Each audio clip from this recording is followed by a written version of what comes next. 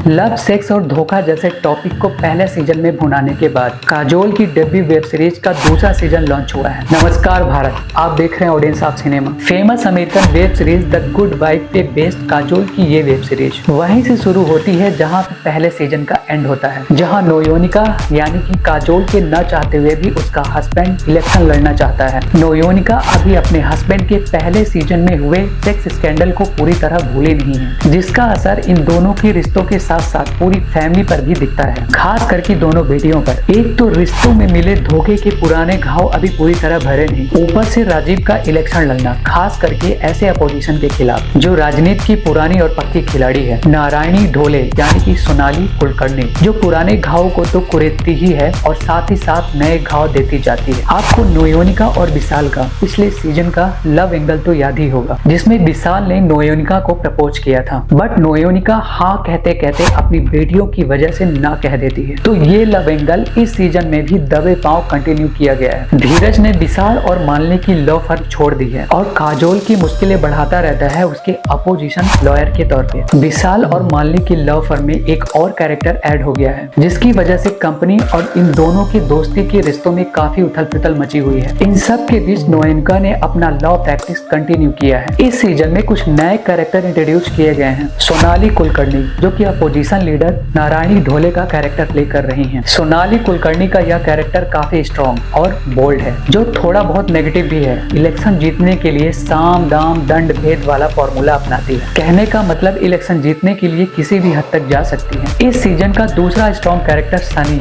यानी कि कुणाल ठाकुर है, जिसका कैरेक्टर कुब्रा सेठ से काफी मिलता जुलता है, जो लॉयर्स को केस जिताने के लिए डर्टी सीक्रेट पता करने का काम करता है, बाय हुक और क्रुक। सीजन का तीसरा स्ट्रॉन्ग कैरेक्टर परम मुंजल यानी कि करणवीर शर्मा है, जो कि एक इन्वेस्टर है और सिर्फ पैसे कमाना चाहता है कैसे भी। इस सीजन का चौथा स्ट्रॉन्ग कैरेक्टर गोवर्धन आसरानी है। जी हाँ, ये वही आसरानी है जिन्हें आप सबने बहुत सारी फिल्मों में कॉमेडी करते हुए देखा होगा। इस वेब सीरीज में वो नवरोजे इलेक्ट्रिक वाले का कैरेक्टर प्ले कर रहे हैं, जो कि एक वकील है। हालांकि इनके रोल बहुत छोटे हैं, बट जब स्क्रीन पर नजर आए बहुत असरदार और मजे हुए लगे। डायरेक्टर उमेश बिष्ट की इस वेब सीरीज की सबसे खास बात इसके स्टार कास्ट है, जिसमें एक से बढ़कर एक एक्टर और एक्ट्रेस हैं, जिनकी एक्टिंग तो बहुत अच्छी है, बट स्टोरी में वो दम नहीं दिखता। इस वेब सीरीज का मेन फेस काजोल, जिनकी एक्टिंग तो बहुत अच्छी है, बट उनके वकील वाले कैरेक्टर में दम नहीं है। एक तो काजोल को ज्यादातर केस के बारे में हेयरिंग से 5-10 मिनट पहले पता चलता है, और कमाल की बात यह है कि उन्हें बड़ी आसानी से जज से नेक्स्ट डेट मिल जाती है, और ज्यादातर केस का सेटलमेंट कोर्ट के बाहर ही हो जाता है। तो फिर court room drama web series देखने का क्या फायदा, जिसमें जोरदार तीखी बहस और आर्गुमेंट्स ना हो। इसके अलावा यह वेब सीरीज काफी प्रेडिक्टेबल है, जहां पर आप अपना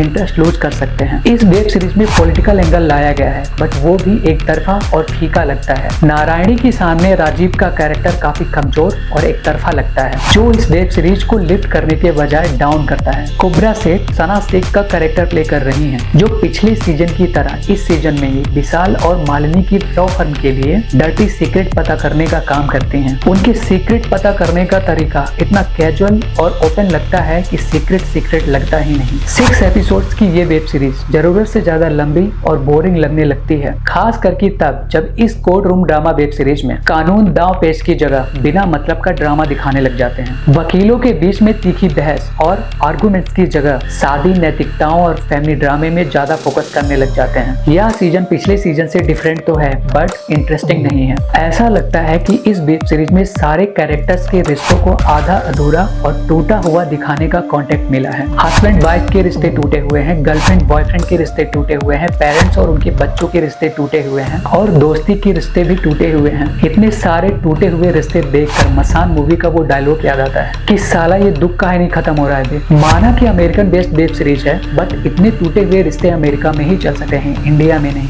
राइटर ने इस वेब सीरीज के क्लाइमेक्स की तैयारी ऐसे की थी कि न्यूक्लियर बॉम्ब ब्लास्ट कर देंगे, बट ब्लास्ट के बाद ये पता चला ये तो दिवाली का लक्ष्मी बॉम्ब है। कहने का मतलब ये कि इस वेब सीरीज का क्लाइमेक्स एवरेज सा है। साइड कैरेक्टर की जिंदगी में हलचल लाने से मेन ऑडियंस के दिल में इंटरेस्ट कैसे जगेगा। वेब सीरीज देखने के बाद आप मेरी इस बात से रिलेट कर पाएंगे। अगर आपने ये फिल्म देख रखी है तो फ्यूचर में में इस फिल्म को देखने वाले लोगों के लिए आपका ओपिनियन या सजेशन क्या होगा, नीचे कमेंट करके जरूर बताइएगा। अगर रेटिंग की बात करें तो ऑडियंस ऑफ सिनेमा इस वेब सीरीज को 2 आउट ऑफ 5 स्टार देता है। इस वेब सीरीज की दो चीजें बहुत अच्छी हैं। एक तो इस वेब सीरीज की दिग्गज स्टार कास्ट और दूसरा इस सीजन की स्टोरी को इसी सीजन में खत्म कर देना। अगर आप काजोल के डाई हार्ड फैन हैं और द ट्रायल का पहला सीजन देख रखे हैं, दूसरा सीजन देखने की तलब मची है, तो आप इस वेब सीरीज को देख सकते हैं। वेल, अभी के लिए इतना ही। अपनी राय, सुझाव और गिले शिकवे नीचे कमेंट सेक्शन में लिखना ना भूलें। अगर वीडियो पसंद आया हो तो अपनी फ्रेंड एंड फैमिली के साथ शेयर कीजिए। मिलते हैं आपसे नेक्स्ट मूवी में, तब तक के लिए जय हिंद, जय भारत और आपकी भी जय।